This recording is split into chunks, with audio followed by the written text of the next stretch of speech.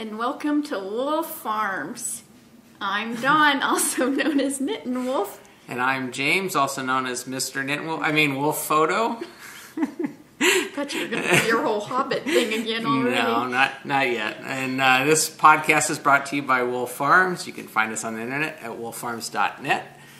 Each month we have a scent of the month, and seeing that we're going into a new month here, we've got a new scent of the month. So this month, in July celebration of summer and all the goodness, we actually have watermelon is our scent of the month. That's because it's my favorite. Yeah, and it's your favorite too. So you can find any of our watermelon scented products are 25% off this month. So we got the candles, lotion, soap, bath salts, lip balm, all that good stuff is 25% off. So come on and check it out and make your summer a enjoyable one. So anyways, welcome to new viewers, and thanks for watching us, for the returning viewers. We appreciate you coming back and seeing what we got going on. Especially, there's so many podcasts out there, and just, if you're watching us, just thank you, that you're taking the time, because we are a long one. Yeah, we get to yakking.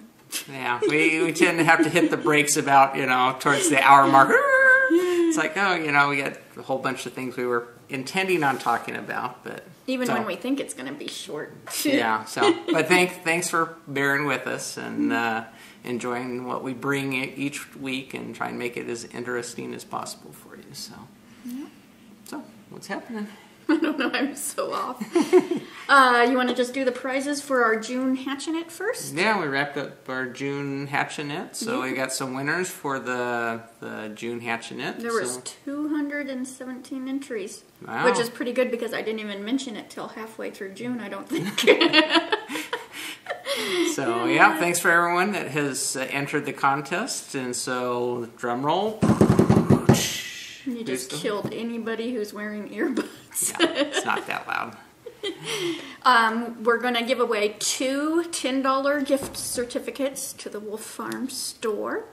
And the first number was 107, which is holy cuteness. And that's Morgan, and she's in Colorado. Hopefully she's not by the fires. Yeah, not in Colorado Springs area. I feel bad for all those people that are dealing with that. So.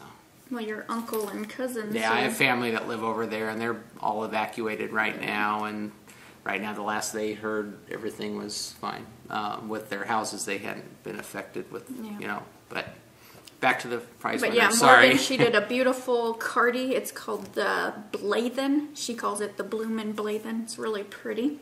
And our second winner is number 144 and Hot Pink Socks. Stephanie, Kentucky girl.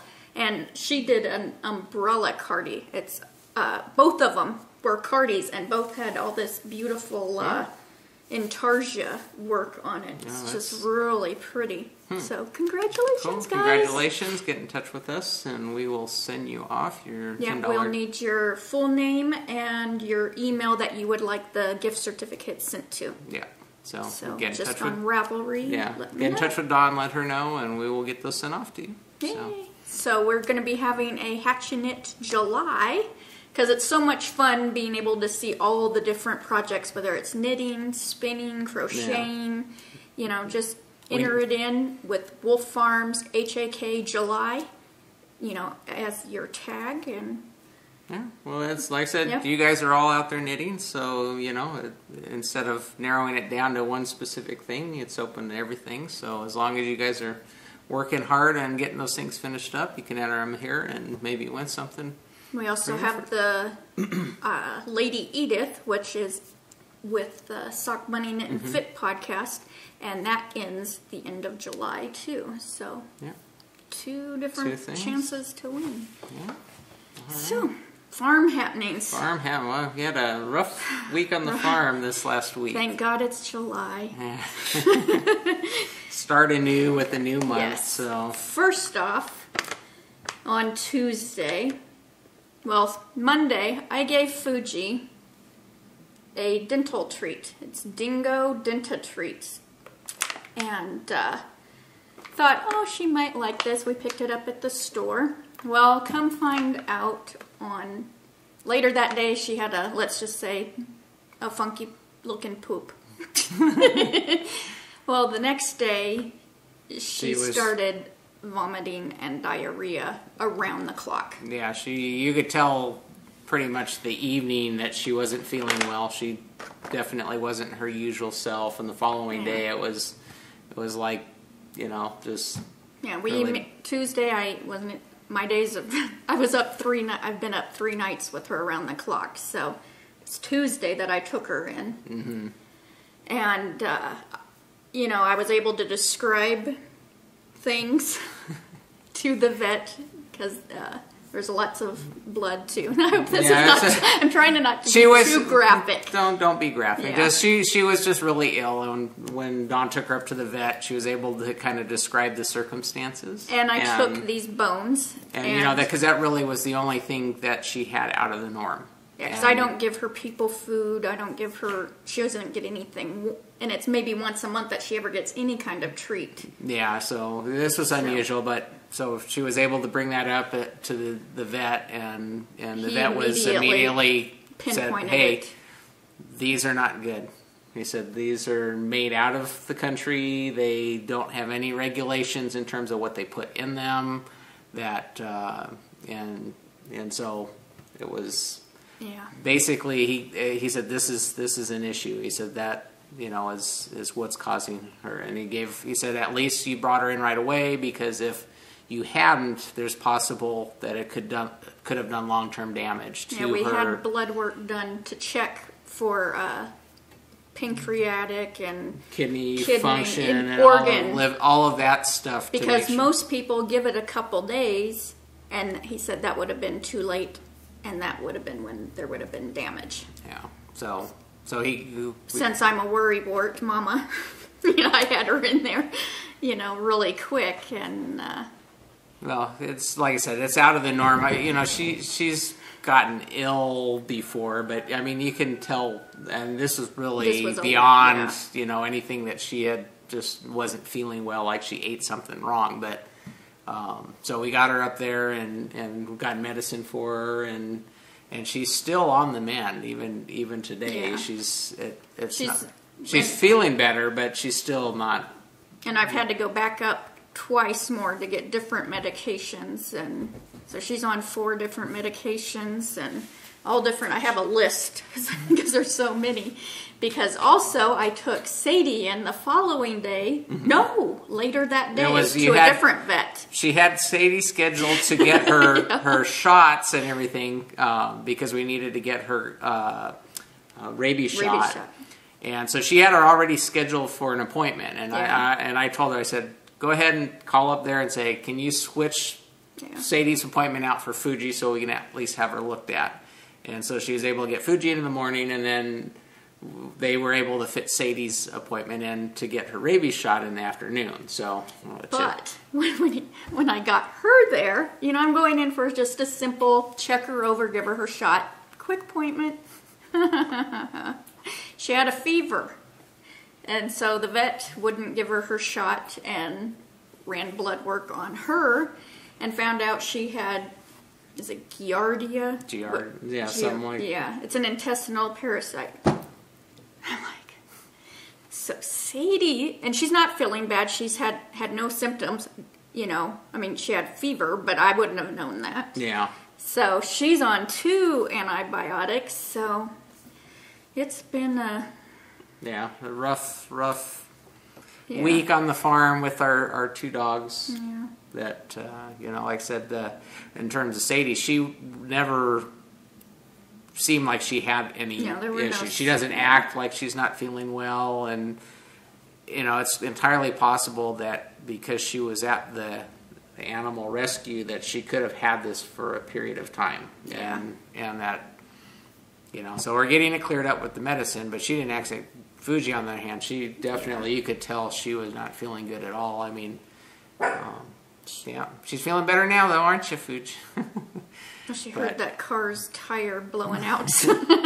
Yeah, so she acts better, but she's still, you know, like I said, she's still on medicine. And so the main thing is check your animals' labels. And if it is out of the USA, be cautious. Yeah. You know, if it's something that they've had in the past and you haven't any problems, it's one thing. But I mean, especially if this, like I said, we don't normally get these dingo dentabones, and you just, oh, okay, that'd be something to treat for her. Yeah.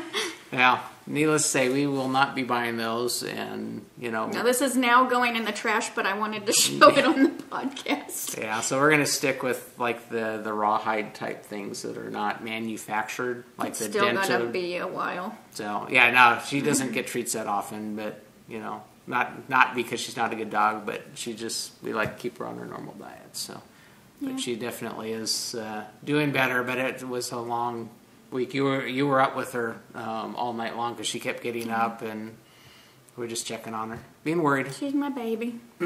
Yeah. So that was our farm happenings for the week. Yep. So. So in the coop, let's just jump right on in there. I'm gonna start yodeling. Yeah, I know. What do you got in your coop? In my coop. In my cute little bird leg bags, whose birthday is July 2nd. Woohoo! Happy birthday. There's a lot of Cancer birthdays. Yeah. That sounded bad, didn't it? Well, a lot of July birthdays. Yeah, but Hers wasn't. Hers was last week, so was the fat squirrel. It's just like they're all boom, boom, boom, boom, boom. So, this is my summer solstice mystery shawl by Wendy Johnson.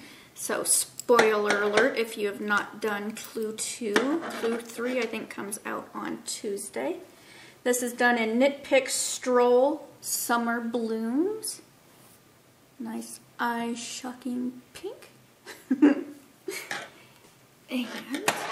I've got Clue 2 done. And I'm doing the three nipples, the noops. The 3 noops. 3-stitch noop. How many hints or mystery parts are to this? There's 4. So that's what it looks like. You can see the roundness of the noops, you know. There we go. So that pattern up a little better. This is done on size 5 Addy lace needles, which I love, except for sniffing them. But, hey, you're starting to smell those more and more. I know when we bought those. These ones I do. Maybe it's just when you're working and they're rubbing it back and forth. So yeah, I know a couple of people have mentioned those needles themselves that they will. Yeah, this is pretty. But if this is only Clue 2, it's like the next couple are. That's why I asked. I'm like, you know, unless it's a really narrow shawl, you know. I don't know, but yeah. Maybe you get to a the repeat. The noops are a little fiddly, but there wasn't that many rows on this one that had the noops, so a couple of them went a little quicker this week. So, but yeah, it's pretty. But yeah, because you got to do, you know, knit 3 on one stitch, and then you flip it around, then you got to purl it, and then you got to flip it back around. So that's the only thing I don't care for with the noops. So fiddly. Huh? Yeah, it's a little. Well, it slows you down. You can't just knit, you know. So I just love this little bag because this little thing on the edge, the little pool, it just makes me smile.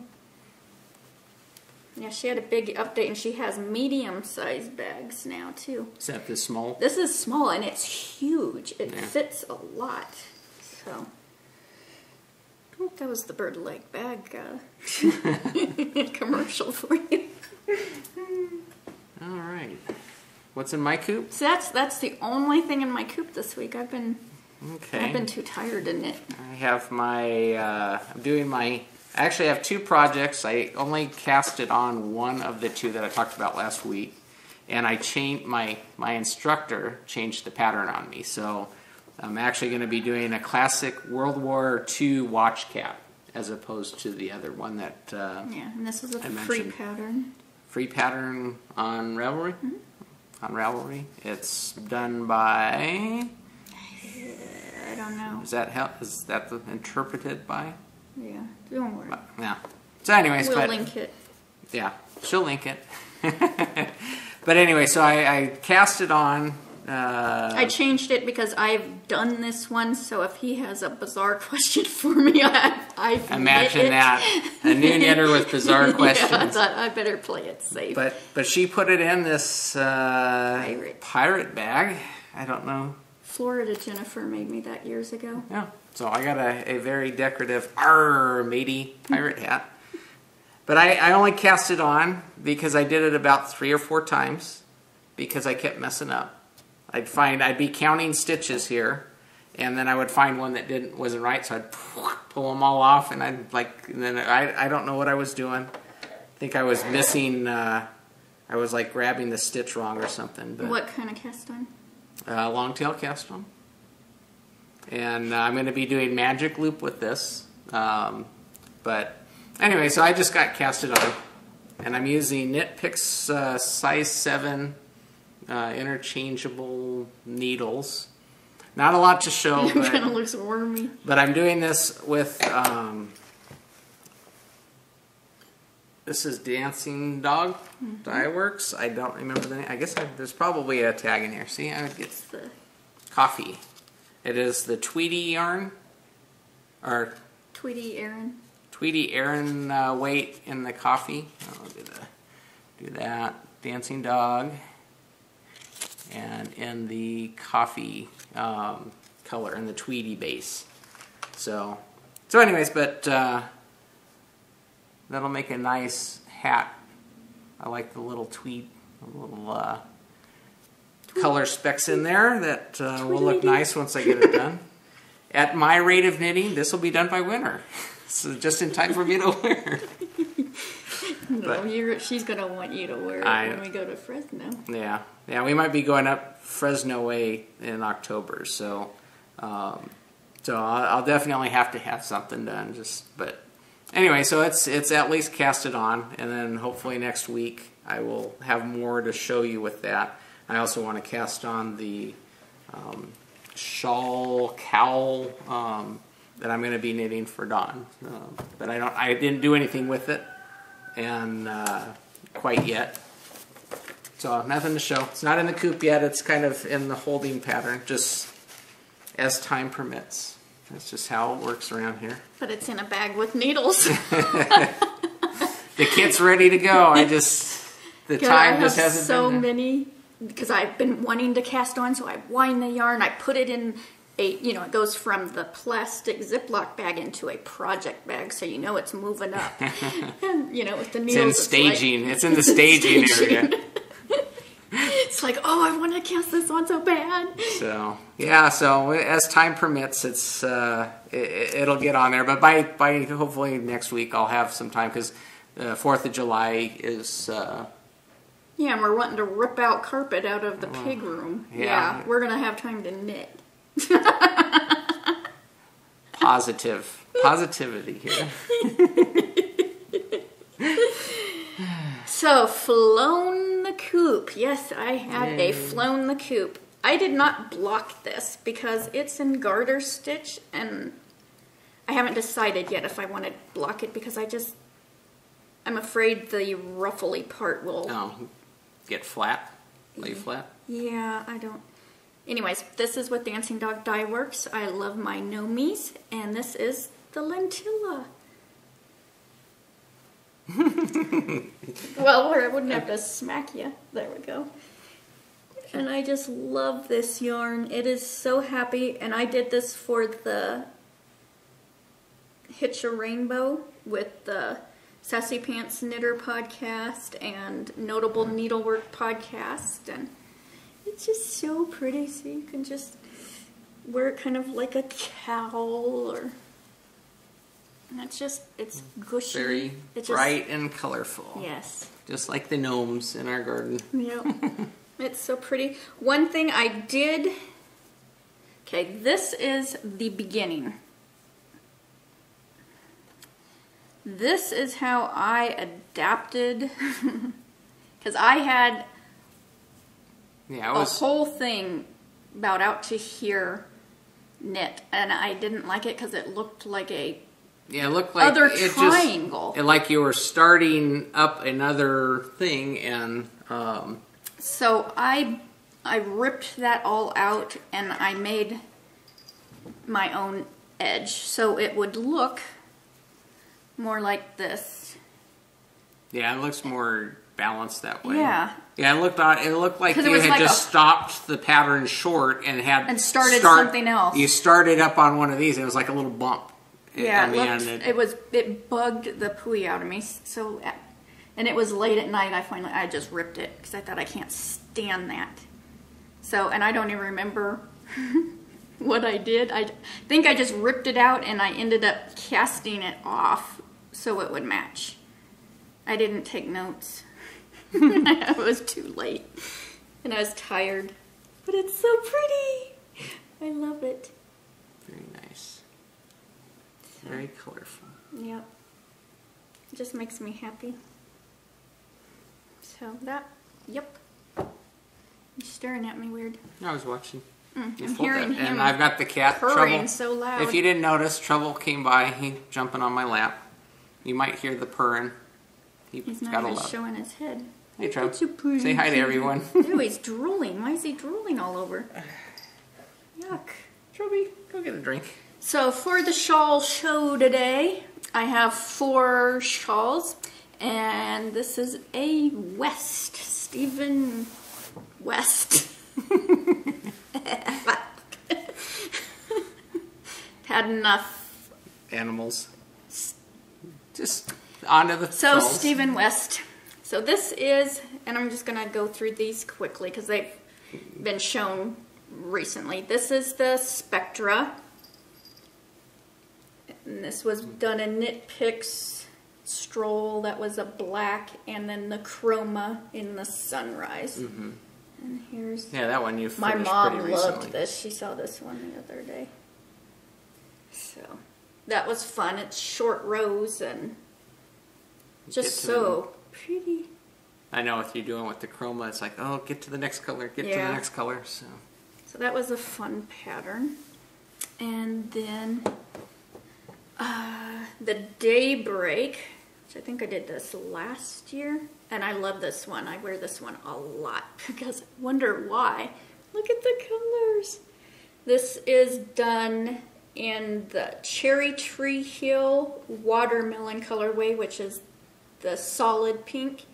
And then the variegated is Sunshine Yarns in the Cherry Blossom colorway. And I can't see a thing because this is like the medium, I think it was. Medium or large.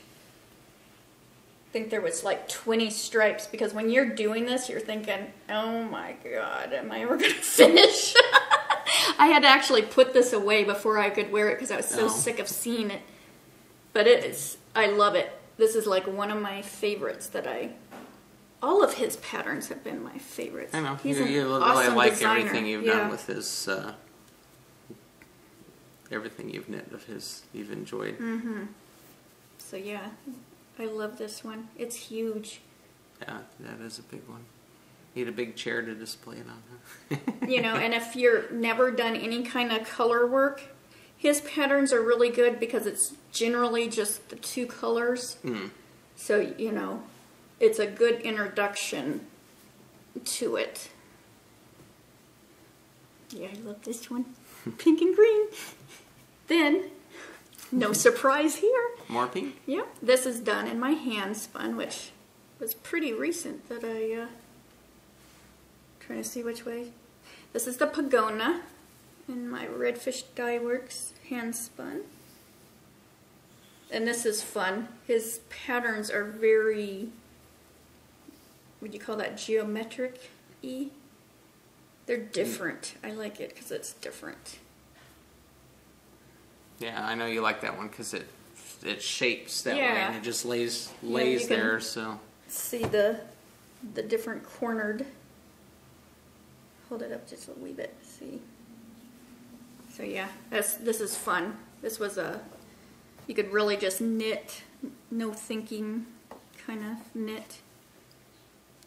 Unless you're a beginner. But yeah, that's another Stephen West. And then this was his mystery shawl last year. And this is done in some alpaca we bought up in Was in Scarlet Skein. It was the Itasca, Flying J, yeah. Flying J Ranch. Flying J Ranch alpaca. And this is called Earth and Sky. This was his mystery pattern last year, which is going to come into play in a minute. So this is natural shades of alpaca. This was a fun pattern. Yeah, there's some weird stuff on this. I was noticing. I was picking it out. Is that from? And I thought, oh, I will never probably even wear this. But I wear this so much. So yeah, that was really fun. And why I chose him to showcase today is because he's having another mystery knit along this year. And it's called, was it Rockefeller? I think it was, it's not even showing it. It's a 2-color shawl. I don't know why I'm not seeing what he's calling it. No. Anyways, it's a mystery. And it starts July 13th and runs through August 3rd. You get the 4 clues just like the Windy Knits is. And yeah, I was thinking, oh, I had so much fun doing this one and I wear it so much. I thought, may as well join in on that one. yeah, because I think it was $4 and then it'll go up to $6 once the knit along starts. So he has a Ravelry group, and so you need 460 yards. So I can show this. This is in my useful things bag that I did a product review of the other day. It's nice and big because I'm going to use my Cakewalk yarns. And see, this is where I get the goofy things. Rockefeller. What do you think of Rockefeller? I think of the big Christmas tree, you know, and all the ice skaters. And well, my Cakewalk yarns is called Peppermint Bark. To kind of go with the whole Christmassy. It's where you crack her head open and see how the gears are turning when. And it's done on size 3, will be done on size 3 needles. And this is Knit Picks Gloss in the Burgundy. So I thought, oh, thank you.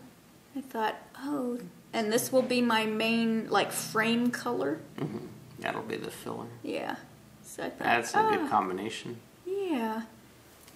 Because I'm goofy that way. The name's got to match. The inner workings of my crazy brain. So, yep. So in July 13th, I'll be starting on that. You get a week between each clue? Yeah, and I can't remember when. I think I'll have the last clue of the Windy Knits when his first clue comes out. Timing the projects out there. Get the calendar out and figure out what's what. Yeah. So that was a shawl show. Mm-hmm. Very nice. Coop Market. I know, and that market was the mystery shawl that I bought this week, which I needed just that little teeny weeny bit of retail therapy. And then I was ordering him some pants on Amazon, and I just happened to throw, you know, because I have points, so I'm not going to use my points on his pants. So Lauren got me talked into ordering the dirty books. I'm nosy. I want to know. I want to read it. Yeah. The 50 Shades trilogy. So we'll see how they are. I got too many other books right now to read, so it's going to be a while. So that'll camp out on the shelf for a bit. Yeah, it'll be soon. Because I got to read it. Got to read it. Huh? Yeah. Okay. you do that. Yeah. Because right now, I'm going to mess up our whole show notes, but because right now I'm reading The Hobbit, which is Dancing Dog Dye Works is doing a read-along. So you get like 4 to 3 chapters each week. So I'm reading that. Plus I'm reading Outlander that I got from the library because Nick Pearlgirl suggested that book. And so those are 2 big books. So Yeah. I have a time limit because they're through the library. Oh, yeah, because you get those for only so long. Yeah. So if you want to do a read-along, you know, go join the Dancing Dog Dye Work group and come read The Hobbit with us. And it's so funny because, you know, I've seen all the Lord of the Rings. You know, this is the precursor to it. And so I know what these characters look like, but the little hobbits, I keep thinking of my little garden gnomes. You know, with the bright red hats. Kind of more like a, what's that? Romeo and Juliet. No. That's what I... See, they're the inner workings. So, yeah, that's... So while we're talking about books real quick, I have a new section because I thought, oh, you know, I know you guys wanted me to do some book reviews. And I've done a few on past episodes, but a lot of the other podcasters do it, and I thought, I don't want to be a repeat. So I thought I would do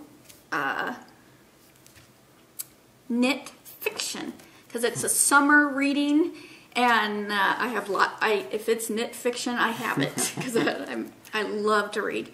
So this week's author is Barbara Breton, and she's on Ravelry. Her Ravelry name is Wicked Splitty, and she is in our Wolf Farm group, and because I just love her to pieces. I even have some of her other books that are not knitting related. Yeah. And she has a series, and it's based in, what's the little town? Just totally blanked on it. Anyways, it's Sugar Maple. It's a, you know, of course, fictional town. And so the main character is a knit shop owner, but she's also a sorceress's daughter, so she's magical. So the knit shop's magical, and there's mystery going on. And so the first one is Laced with Magic, and these are such good books. Now that I pulled them out, I'm wanting to read them all over again. And her covers are just stunning. There's that one, and then the second one is Casting Spells. You know, and it's a mystery, you know, someone gets murdered, and so, yep. And then the third one is Spun by Sorcery. So I just love whoever does the cover art is just gorgeous. And then the fourth one is Spells and Stitches. And I think she's trying to get it where she can, because I think the fourth one was with the last of the publishing, but she's trying to get the rights where she can continue on with the Sugar Maple series. Oh. Mm-hmm. So I really hope so, because these are awesome. So if you want some fun knit fiction mystery reading, the Berkeley is the publishing company. So I'll be linking her. So if you have any questions, I'm sure she would be willing to answer in the group. And so you liked all of those books. So I know you. Yes, I love these books, and even her other books. I can tell when she likes a book or doesn't like a book. She will start a book, and if she hates it, she'll still read it all the way through because she can't just put it down. But I can tell when she's reading a book she doesn't like. It's like, you can tell. But when she reads a book she really likes, she's like, oh, I can't, gotta get this done. She won't put it down. So yeah, I know she likes those. So yep, I love those. So check her out, Barbara Breton, for some summer fun reading. Yeah. So Squeal like a pig. I got some Squeal like a pig. So DMV Tatter, Donna. But she just got some cute new glasses. She just put pictures up this week. She's, what's that called? sent me a random act of kindness. That's what it was called. Oh, I remember. So she knew I was having a really crappy week, month. Glad June's over. So she sent me the Rebecca Danger Chadwick, the Shakespearean caterpillar. And when I do him, I am going to do him in bright rainbow colors. That's pretty cool because it's done by section, so you can have, if you have little yarn leftovers, you can do that out of, whatever you have left over. And just keep different... and if you're doing it for a baby, you could, in each section, you could put a rattle or crinkly paper or to make different... I'd make a good dog toy, too. I was just thinking. So thank you, Donna. This is so cute. I have so many patterns. I need to get knitting. And I got, in the pattern themselves, I got a bunch of ways of doing it out. Different looking Chadwicks. So cute. Wormy, wormy. Cool. Of course, he's got to have a happy face. Got to be a happy face monster. And then... Fruit Loops game. No Knit Sherlock, Susan Claudino, sent me her newest pattern, the Fruit Loops Gang. There's a certain spot on here that I've got to show about one of them. And it's funny because she must think I'm crazy because I've gone and changed all her names. You changed all her names? Just to her in comments, not... Oh, okay, I get you. So this is the Fruit Loops Gang, and she's the one that donated the Backwoods Mitt pattern for our last, was our 3,000 member? Yeah, she had donated. She is just cranking out the designs, and she said, I'm going to shut you out, Susan. She knew, I sing on here. No, I so never noticed. So her thing was, I like fruit butts and I cannot lie. Because one of, I got to see the right name. Because this is one, I know. Did it have the name? Organic Oscar. Organic Oscar.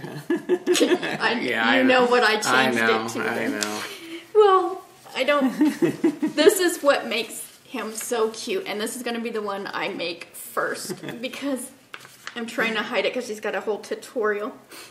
He's got butt cheeks. He's got the cutest little butt cheeks, which I think on all of them, because there's 4 of them, they're all going to have cute butt cheeks. Isn't that the cutest? Organic Oscar's got butt cheeks. Yeah. So if you take anything away from our podcast today, Organic Oscar's got butt cheeks. There's what's their names? See, I'll read you her names. There was, dang Susan, this is a long pattern. There's Leroy Lime. He's the little green one. There's Lester Lemon, which I told her he needed to be called Retro Lemon. Then there's Tony Tangerine, and then Organic Oscar. So yeah, they cracked me up. So very cute. Thank you. Like a fun knit. Yeah, it does. And then I got surprised in the mail.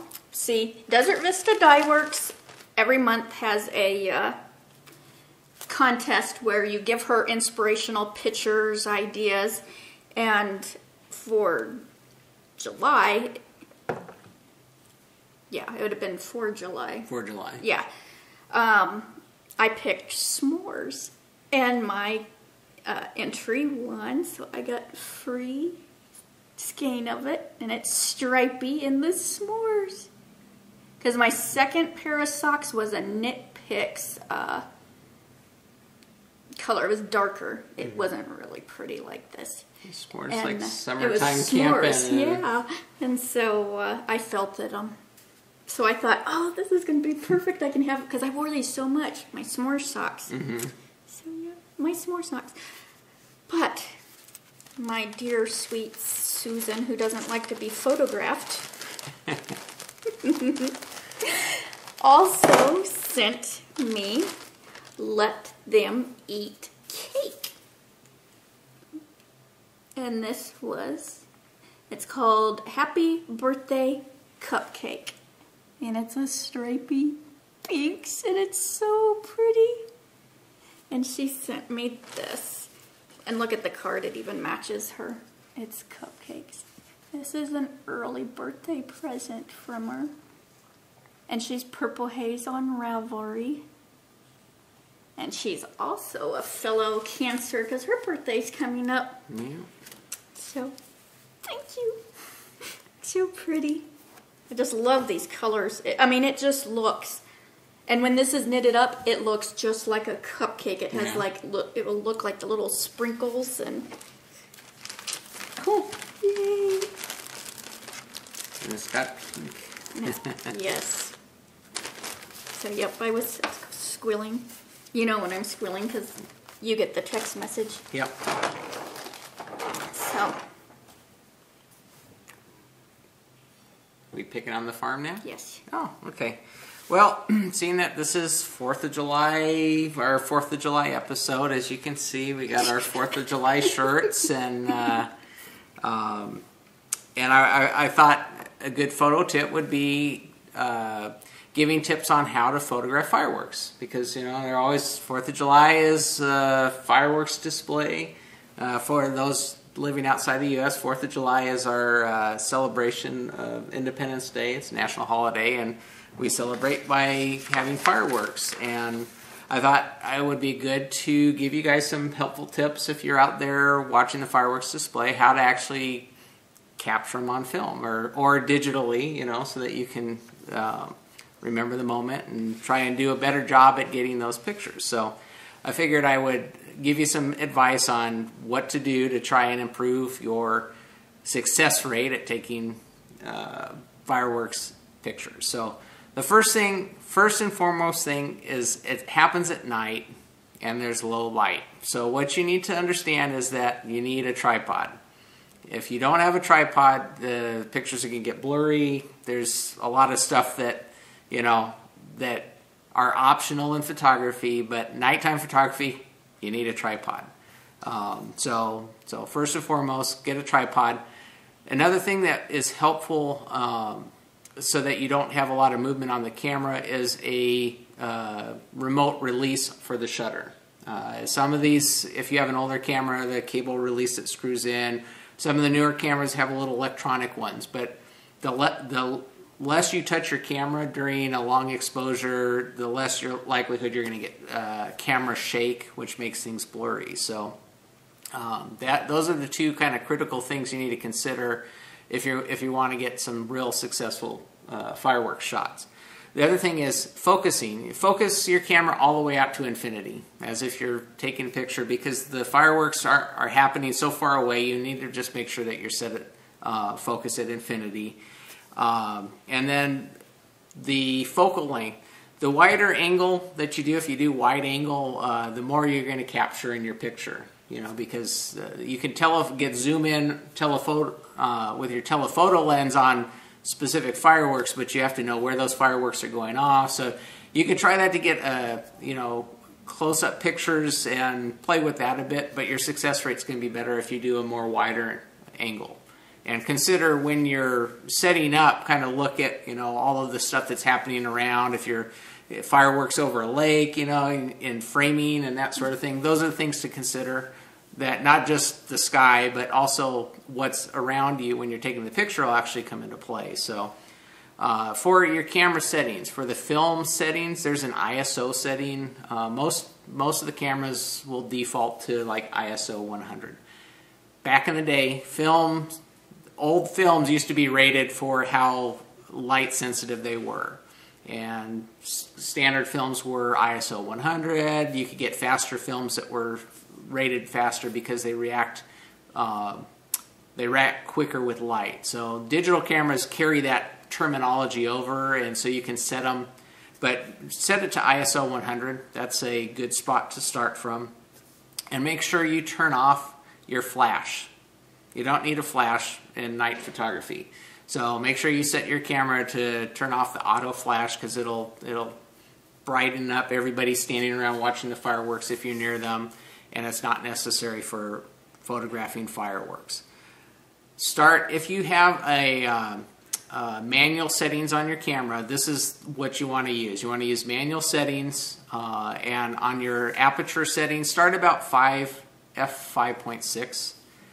If you don't understand what I'm talking about, that's or your like camera, refresh. yeah, you have to go back and watch some of my older Picking on the Farms, but basically you'll either on your lens you'll set it, or on the camera itself you'll set it, and you'll set it to f5.6. It's a good starting point, because what you're going to need to do throughout the night, because usually fireworks start and there's still sun in the sky, and it gets darker and darker and darker. So you need to kind of review the pictures as you're taking them to make sure your exposure's picking those up. So kind of as the night goes on, make sure you can review if you're using digital, you can get instant feedback and make sure that the pictures are coming out the way you want them to, and you can make adjustments based on that.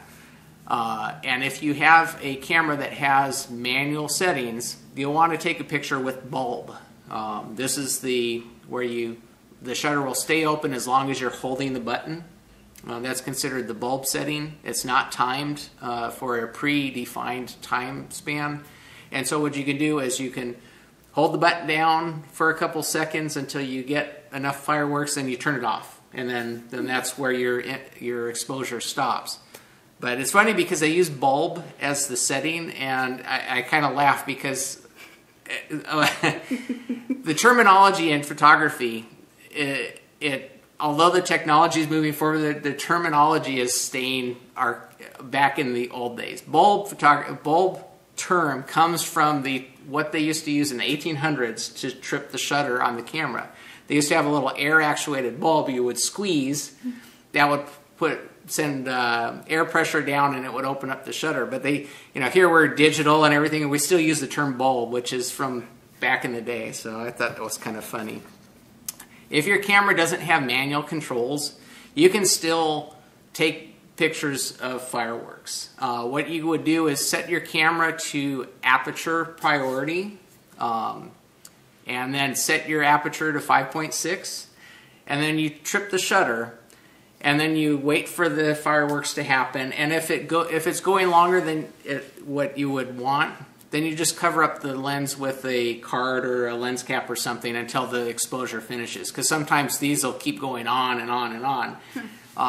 And what happens oftentimes in the evening photography, doing pictures of fireworks, you'll tend to actually overexpose these, because you really don't need that long of an exposure to capture them. Because film exposure is based on light. And it doesn't matter how far or close that light is to the film or the image sensor, fireworks are actually pretty bright. Just like doing a picture of the moon at night, you have to set it as if it's daylight, even though you're in the night. To get a proper exposed moon picture, it's actually pretty quick because it's being lit by the sun, just like during the day everything's being lit by the sun. Fireworks are the same way, so you really don't need a long exposure. Otherwise, everything else is just going to get overexposed. So, and actually taking pictures, things to consider, like I say, are your compositional things. Get your tripod set up somewhere that's going to make a nice picture, and try and get it angled towards generally where the fireworks are going to happen. When you want to take a picture, open the shutter before the fireworks start, because then you'll catch the trail of the firework going up in the sky, and as it explodes, the trailing there. You want to capture all of that. And if you want just one, you can stop the exposure there, or you can hold it open while multiple ones are going off, but you'll actually capture those all in the same picture. So that's one thing. You can actually change the color of the sky. Here's a neat trick that you can try. You can actually change the color of the sky if you're using a digital camera. You can make it bluer by setting your white balance in your camera. Here's a little trick. Set your white balance in your camera to tungsten balanced. And what that does is household bulbs, the normal light bulbs that we have, are actually kind of on film would turn it orange. And so to compensate that, cameras are set to white balance those. They call them tungsten bulbs. They throw some blue in there to actually balance it out. So you get a little orange from the light and a little blue from the camera, and you combine those together and it makes white. Well, you can actually turn your sky at night in these pictures bluer by setting tungsten balance on your camera, and it'll actually throw a blue tint in there, so it kind of looks more like sky. So there's a little helpful tint, especially because in the evening time when the sun's going down, the sky turns orange. And so, you know, you can play with that. You know, these are little things that you could try when you're taking the pictures. You know, play with your camera, you know. Read the instruction book, because a lot of these settings and stuff, they're different from camera to camera. So it's hard for me to say, oh, do this, because each camera has their own way of, you know, own set of settings and stuff. But these are kind of general tips and tricks that you can use, hopefully, to get some great fireworks shots as you're... Don't a lot of, like, the digital, like my little pink snap and shoot, because I know we're going to get this question, don't they have a little nighttime setting? They may have a nighttime setting, but I don't know how that, like I said, how that's going to, if you're going to get long enough exposure. Oh. You know, the thing is just to set it on aperture priority, and the camera's going to sense that it's dark, and it's going to give you a really long exposure. And it may give you too long of an exposure, and that's why you want to cover up the lens.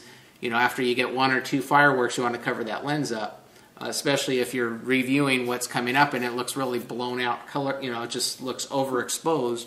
Those are things that you need to consider. If you are hand holding the camera doing fireworks, you're going to get a lot of blur. Yeah. There's no way to, and that may be interesting. You could try that. Like I said, there's no rules in photography. You may get some really interesting stuff by hand holding and zooming in on the fireworks. You get it all, you know, these jiggly lines down there from fireworks. But, you know, the sky's the limit, you know, so. The sky's the limit. So, anyway, but I thought it would be appropriate for 4th of July for everyone out there enjoying the fireworks to give you some tips on how to maybe improve that. So, and then also with the fireworks, if you have pets, they don't like the sounds. So make sure your gates are latched and locked, yeah. You know, so because they're going to get scared and they're going to run. It's best to keep them inside, yeah, with the TV loud so they can't hear the boom, boom, boom, boom, boom. Yeah. If you have them outside, secure your gates. Yeah. Make sure that you know, they can't get out, because the fireworks definitely will startle them. Because the animal controls pick up so many animals on those nights. Bring them inside if you can. Also, your vet can give you medications, Valium. It's like a Valium to calm them, because like my mom has dogs that are really wacky. Doggy downers. Doggy downers, yeah. Benadryl can also help.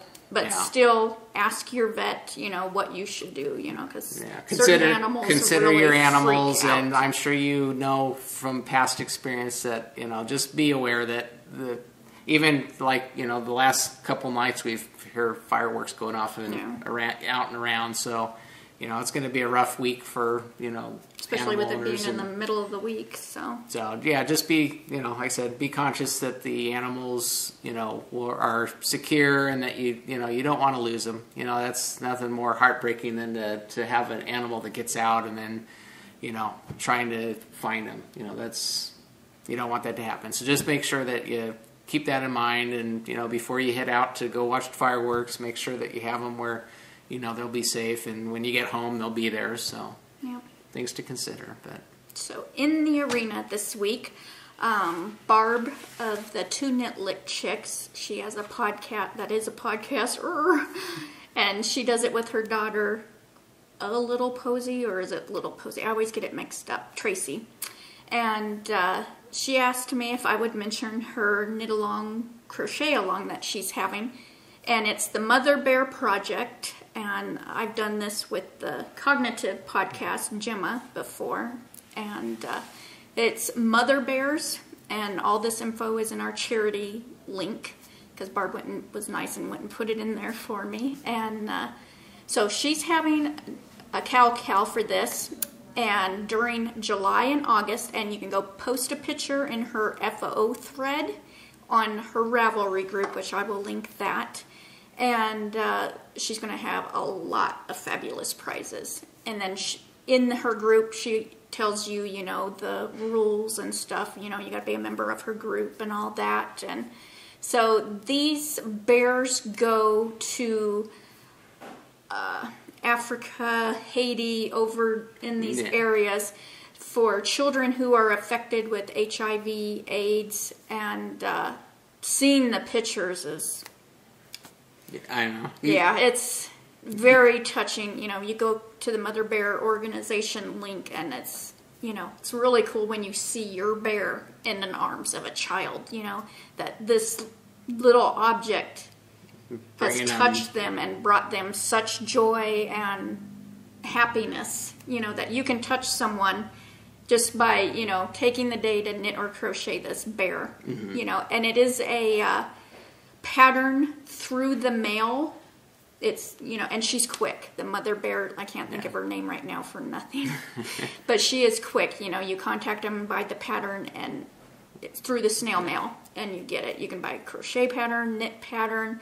Also, there's a book. It's pink with brown binding. It's something Knit for Peace, and it's also in that book, the patterns. Okay. So.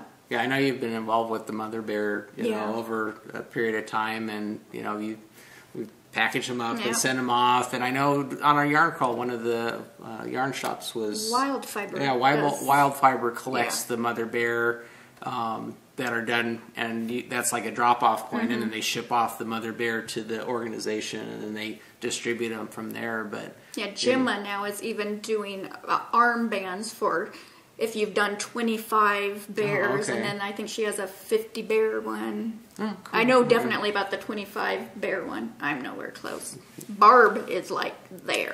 I think her and her daughter Tracy are competing to who can get the bracelet first, and so. Yeah, so that's definitely a worthwhile great charity, thing, and you know, helping out those that are in need. So.